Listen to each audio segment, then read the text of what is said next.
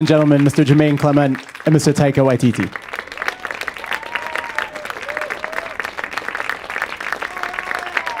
I've got a little bit of a fever, so I might say some feverish, surreal things, and I'm on children's Tylenol as well, so I might say some immature things. Do you prefer children's Tylenol? I don't, but I have a child and he has some Tylenol, so I borrowed his.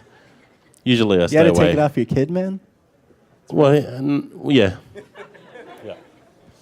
So I know there was originally a short version of this, and I remember you guys saying something about how it originally came to be, it was inspired by a stand-up act you did. That was quite a while ago. How did this stay in your consciousness that you wanted to make it into a film? How did it stay in our consciousness? Just remembered, just kept it in there. Yeah, if we talk about big lists of ideas, and the ones that keep coming back are the ones that usually have some legs. So how different did it end up being from its original incarnations to what we have now? 50%. We shot this thing in town over a few nights in Wellington. The short thing. That's what we're talking about. So it was just an experiment, really, to see what it would be like. We interviewed the vampire characters. We didn't have the werewolf characters yet, things like that. And just the parts we liked, we'd stretched out, or we kept the things that we liked. The characters that we thought would be interesting, we gave them a bigger story. Fascinating, isn't it? It's a fascinating story, how we made a kind of a short film and then made a feature. I don't know, but that's the answer. I think about 50% found it fascinating. 50% want a new question. Okay. So talk about a little bit about each of your characters and how you developed kind of their personalities. They follow these kind of archetypal ideas of vampires.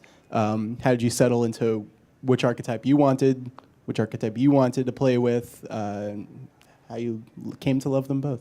Well, Jemaine, I worked with him a long time, and whenever we're coming up with characters, his characters often are involved in orgies, often surrounded by lots of girls. And something I like to explore with my characters. Yeah, just with the characters, right? Yeah. My character is sort of, I wanted to be like the mother of the flat, of the share house, and I just basically played my mum, based it on her. She's the only mum I really know well. She's the only one you've had, really? Yeah, pretty much. Also, girlfriends have been like mums. They looked after you, very nurturing. Yeah. That's nice. And you made one of your girlfriends into a mum. She's the mum of your daughter. She's my ex-girlfriend, because I married her. Does she know you? I introduce her. This is my ex-girlfriend. And wife. If I'm honest. I thought of myself as being an older, kind of a man who's going senile with age, and unpredictable, but then the other actor we're working with was quite unpredictable. We're not using scripts. We let everyone improvise around the scenes that we set up, and so I couldn't do that anymore because he would take that role of the guy you don't know what he's going to say. So I had to quickly change. The film, it's loose in a sense. It takes the form of a mockumentary. What drew you to that? What drew you to making a mockumentary about these characters, about these vampires? We wanted to make a documentary, film that, like a fake document. We wanted to make a documentary. You can say mockumentary. It just turned out to be fake. About something that you can't really document. We wanted to make a documentary about vampires, but there were no real vampires. So we had to fake the entire thing. We wanted to blend naturalism with the supernatural, you might say. Supernaturalism. Yeah, supernaturalism is what we've It's a new genre we made. Is that like magical realism? Yeah, a lot like it. But bit bigger. Super seems better. Less eating chocolate and that kind of thing, though. We wanted to blend, just make a documentary about something you couldn't actually do in real life. and have effects and make a revolving room so we could do a New Zealand version of Inception. Like just roll around on the ceiling and stuff. How much fun If you was see the that? movie, you'll see that.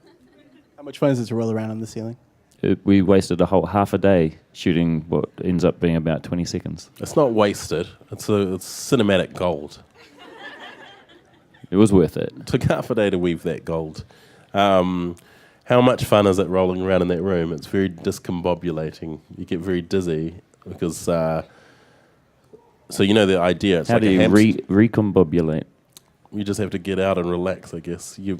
The idea is you're in this room and it's like a hamster wheel and it turns round and round and the camera turns with it, so the room looks still, but you appear to be running up the wall and up the ceiling and things like that.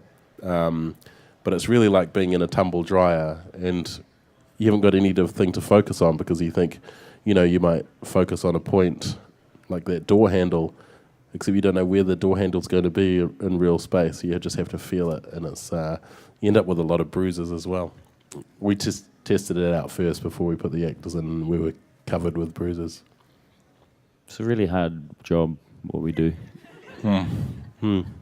Yeah. Might be the hardest one in the world. It sounds very physical. It's up there with diamond mining. I didn't know Those that. are the two hardest. Well, your subjects are vampires. It seems as lethal. Well, the Yes. difference is we're Yes. mining for laughter. How's it going? It's okay here. There's a couple of little shiny little bits, but nothing big. No big gems. Being the film is kind of loose in its structure, can audiences expect to see more on a More of DVD it. and a special feature? More than was in the trailer. Well, actually, the structure is tight for the film, the story structure. So we know what was going to happen in every scene. Just the dialogue, we let people come up with themselves. But yeah, there's a lot of extra footage. We got about between 120 and 150 hours of footage, and then we had edited it down to 85 or so minutes. You guys have spoken about, they didn't get to see the werewolves kind of in their full glory, but you had to put them together in a way. You used a lot of things left over in different effects shops. What was that like, kind of working on these designs where you did have this limited shoestring? Fortunately, Wellington's full of people making big budget films, and we just go into the Trash cans. basically, what are you throwing away? So we went to Richard Taylor. You can use this old werewolf head. Yeah, Yeah. we'll just take that. A few fluffy rags. And these orc ears look a bit like vampire ears. Let's go to a clip. Okay. Let's run that clip.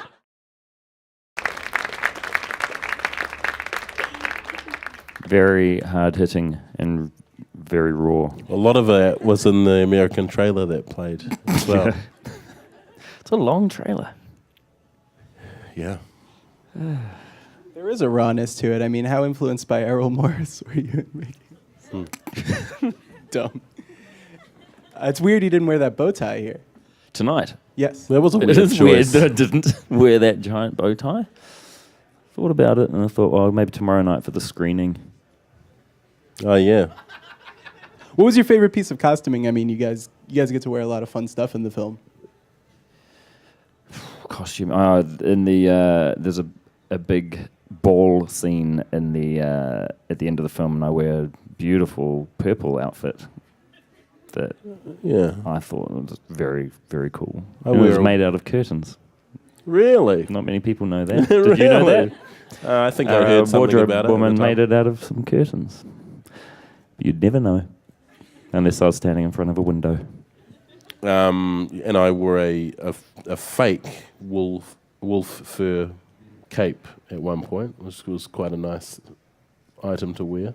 I'm going to throw fake paint on you for doing that. What's fake I'm gonna paint? fake spit on your fake wolf. What's fur. fake spit? It's like imaginary, invisible. Oh, okay, I'm fine with that. Too many fake wolves are dying for these coats. We go into FAO Schwartz and round them up and slaughter them. So how did the characters of these kind of polite werewolves develop? We thought a lot about them trying to contain their anger, like 8 Incredible Hulks. So we wanted them to be pushing their emotions down so that they don't flip out and transform. Deep. Yeah. Nice. It's Yeah. nice that you guys A think proper about your answer. work. We should start throwing it to the audience. You guys are here to But none of you, has anyone seen the movie? Oh, some of you downloaded it illegally. Hi, I'm really excited about this movie because I love like the whole like vampire film genre, and I'm always really excited when decent vampire films come out. So my question is like, how interested were you in vampire films in general, or was this just kind of you thought it would be a fun idea, and like what kind of vampire archetypes were you interested in playing with for this film? I took She the was last looking one. at you mostly. Well, I'm in the centre. It's hard to tell. Yeah, All right. I know it's difficult to see. That's all right. I loved vampire movies growing up. I accidentally saw one when I woke up when I was about 5 years old. I saw this movie called Scars of Dracula, which is a very cheesy hammer horror kind of thing. It starts off with a very fake-looking bat dripping blood onto a pile of dust, and that dust reconstituting itself into Christopher Lee as Dracula. And it looks very funny now, but at the time it was the most terrifying thing. I didn't know how someone could have conceived of that. And I had nightmares about it for years. And I would keep watching and seeking out vampire films through most of my childhood and adolescence. So, yeah, it's stuck in my head a lot. You, Taika? Yeah, I just watched a lot of vampire films as a kid. And The Lost Boys, actually, was the one that really affected me. I desperately wanted a trench coat like Corey Haim wears in that movie, and I asked my mum to get me one, and she got me I'm pretty sure it was a woman's one from a second-hand store. That had giant shoulder pads, so instead of looking like Corey Haim, I looked like Glenn Close. Mine kind of goes off of her question a little bit. I was wondering if there were certain horror performances that you guys based your characters on or looked to for inspiration. Yeah, for me, it's kind of, take a bit of this and a bit of that from different characters. I tried for a Bela Lugosi accent with a bit of a Gary Oldman and Dracula look, but as if the character hadn't been quite as successful as those guys, or he'd hit hard times. I sort of based mine, as I say, on my mum and also C-3PO. What about the look? We would also make these... Well, I was going for C-3PO in a sort of Tom Cruise body, with a sort of Tom Cruise, Brad Pitt hybrid face. Oh, yeah. We had big kind of look sheets, I guess, that we worked on with our wardrobe designer. So we'd add some vampire characters, like classic. So Deacon, the other main vampire, was the Lost Boys, and some band members, Jimi Hendrix, people like that. And I had Gary Oldman as Dracula, as well as Nick Cave, Karl Lagerfeld, some real life people as well. And you had Probably some Mr. Darcy character from some movie. Colin Firth was definitely on there. Colin Firth, yeah. What was your experience like working with Tina Fey, Ricky Gervais, and Ty Burrell? And did you ever meet all the Muppets like Kermit the Frog and Ms. Piggy and Fozzie Bear? I want to know what those guys are like. The Muppets. Yeah, the Muppets. Were they polite? They were very polite, but to be honest, in the prison scenes, some of those rats have quite a dirty humour. And you'd be surprised at the kind of things they said to me. But everyone else, Kermit was a real gentle frog. Miss Piggy, I didn't get to meet her, unfortunately. Lucky for you. I think she would have been all over you. You think so? Do you think I have something Kermitish? Is it my skinny arms and belly? And you're green. My greenness. That's just because I'm sick at the moment. Yeah, well, I don't know. I remember there being rules about what you're allowed to say about the Muppets. Break the illusion. So I can't remember what. I could tell you privately what they're like. Hi, I was wondering if you can briefly talk about the house. I know you said that you constructed a room, but was most of the set constructed, or did you have a set location? All the interior of the house was built, constructed. Every interior of every house is built, really. But this one was built on a stage. Specifically for us. Yeah, this one was built for us, for the movie. And it was, we can tell them that, eh? Sure. We've been telling everyone. We've been telling everyone. We're not allowed to tell anyone, but we're not supposed to tell everyone we this. Can't shut up about it. But the walls are actually made from old bits of green screen from The Hobbit, which shot in Wellington as well. They're good movies. Hobbits and Muppets. That would be your ultimate movie. Hobbits and Muppets. Hobbits and Muppets. That would be. I like that too.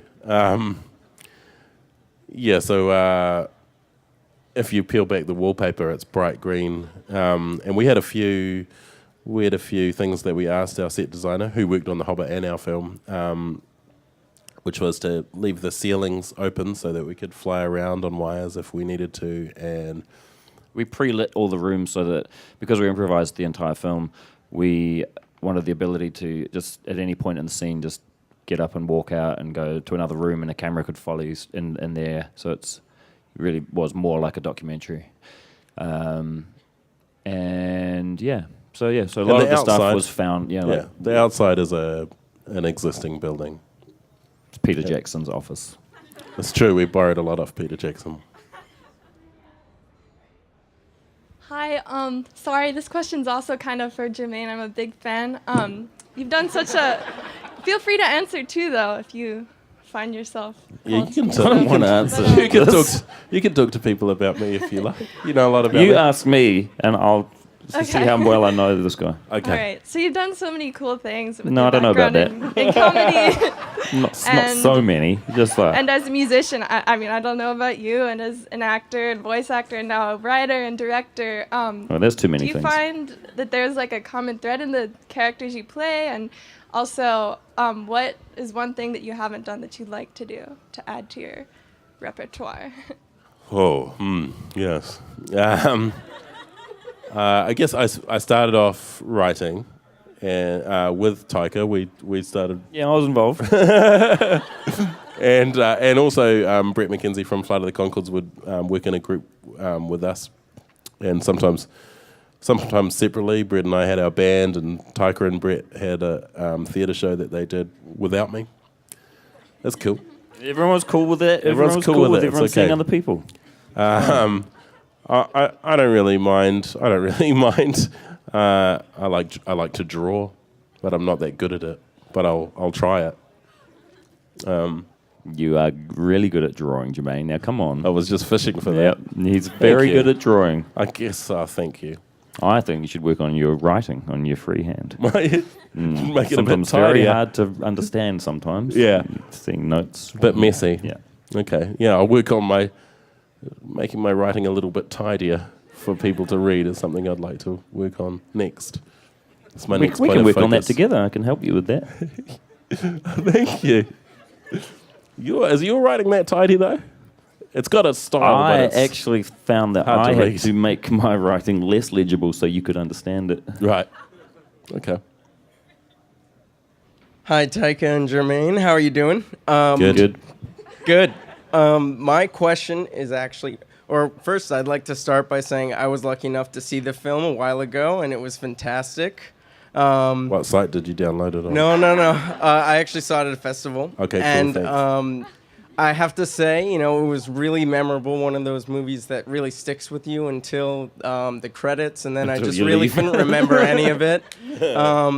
But my That's a question private joke. is You'll understand that when you see the movie. my question is actually, since it was mostly improvised, I'm actually an improviser and a filmmaker as well. I was wondering, how did the structure of the film evolve as it went along? How did it change, and was it filmed chronologically? Yeah, it was filmed as chronologically as possible, and we actually had a script. We knew what was happening. We knew what the story was, but we just decided to not show the actors because we wanted the performances to be very real. And They're very real. they are so Not real, that so real. realistic. And then, so the editing took about 14 months. So we were getting through, that was just going through all the material. As we say, it's like 140 hours of footage. The only times that we didn't film chronologically is if one of the actors was only available that day, or we had a lot of effects, so we had to have extra crew to do the effects. Because otherwise, you've seen it, it's just us in a house, but sometimes we'll fly and someone will turn into a bat and someone will burst into flames. And so, but yeah, as much as we could, just in case anything we came up with early would affect the story later on, or we'd be able to call back a joke later on. And we did add some stuff, like my character. We filmed some extra stuff to make you know that my character was in a low place, because that didn't come across in the first edit. Did the That's all right. structure change in the way, like, I guess, like, some of the characters, there's some things I found in the film that, like, just there's no way you could predict from, like, starting it, just the way it felt. I mean, maybe that was just the acting, but it just changed, and I can't help but feel like maybe you added something, you were like, oh, wow, let's go with that, let's keep that going, let's make that bigger. Like, maybe, I guess the example I could think of is, like, Stu. Like, I can't think of any reason why, you would know that from the beginning. We did know that he was going to be... Stu is this character that, for those of you who are about to see the film, you're going to really love Stu. He's a really great character. I want to be guy. Stu. So Stu's basically playing himself. He's my old flatmate. And He he's works not in an IT. actor. He's not an actor. He works in IT. And he plays Stu, who works in IT. And, But the thing is, he was always a big part of it. We wouldn't have known that, but we had made a short, and we'd put him in the short, and we knew he stood out because he had a different style to everyone else, because he wasn't a performer. And when we wrote the script, based on a lot of the stuff that we came up in the short, we made him a really big character. But in the short, it was more like you described, where we would just someone make a suggestion and then we'd go and do it. But in the feature, we couldn't do that so much because we had a plan and we had to stick to it, and we had limited time, and we had our the shots that we had to get every day. But some of the things that were based on the earlier version were things that we just thought of on the day and improvised in the short version. Well, my question's kind of similar. Because it's all improv, I was wondering how you prepared. Like, do you just sit around and riff each other to try and get the juices flowing, or how did it kind of go? You don't know? Well, we did start off. Well, life is a big improvisation, isn't it? You know? We're just improvising right now. Yeah. I don't know what I'm going to say next. I think that's clear. Yeah. We should have rehearsed this, all of us. No, well, we'd Should have rehearsed done the question and the answer thing. Yeah. We'd done the short, so we had done the characters, most of us. Other characters we wrote for the actors, so we tried to guess how they would speak, and then because they got to choose their own words, it didn't feel strange coming from them. And sometimes we would just start off really simply. So it starts off with Taika's character waking everyone up, and then we have a meeting, a flat meeting, and so start off with really basic stuff, nothing too emotional or anything like that. I mean, we're all asking you questions about vampires and your research for horror films. What was your research for documentaries as an inspiration? Well, we actually watched a lot of mockumentaries for research, but documentaries. I think originally, I was always going on about Grey Gardens as an observational that's one of your piece. favourite. I watched. Well, we watched different things. We didn't have all the same influences. So I got a whole pile of History Channel documentaries, which we imitate a little with the, woodcuts and zooming in onto oil paintings and that kind of thing. And also another thing, I wanted it to be like Some Kind of Monster, the Metallica documentary, where you don't know who's going to be the main player in that film. It surprises you who it's going to be. So that's one thing we were trying to do. Hello. I was hoping it was going to be you asking the last question. Well, thank you. I'm right here, ready to ask the question. All right. So you guys have obviously worked together a long time. What I'm wondering is, because we have this rapport. We just know how to finish each other's words. sentences? Yeah. You've got it. So what I'm wondering, this is a really serious question. I'm sorry. Good. Would you compare your relationship as more like a loving romantic relationship, or is it more like a very competitive, Look at this body angry language. sibling kind of at each other's throats relationship? It's developed and matured as we've worked together. Nice. The first thing become less physical? It's Hard to become say. less physical over time, but more understanding. Like a real relationship. It's now it's just at the point we can't stand each other's voice, the sound of each other's voice. Oh, that's you just awful. want to. No, that's not true. It's not true at all. That's not true. Of course, it's not true. When we first did our first play together, he's hanging on my every word. When we first did our first play together, the night before we opened, I thought we were going to punch each other up. I thought it was going to be a big fight. We never got to that. We had to go somewhere, and the car broke down, and then we had to walk, and we called off. I'm sorry, man. I'm sorry too, bro. Yeah, and man. It's beautiful. thank you. And then sometimes on stage when we do plays, we'd improvise insults to each other, and sometimes it would get very personal, and then start to talk about, what was going on in each other's relationships or things like that, while the woman in question was in the audience. Then afterwards, it'd be like, well, I was so angry at you. Low back then. blow, man. Yeah, Low yeah. blow. But we've gone past that, and now we work easier together without that kind of layer to it. Fortunately, I don't think we probably could have kept going if we were still like that. Fantastic. Talking to this. Thank you guys for coming. asking. Thank you, Mr. Jemaine Clement, Mr. Taika Waititi. Thank you. What We Do in the Shadows opens on Friday. Please tell all your friends and go see it on a giant screen with a giant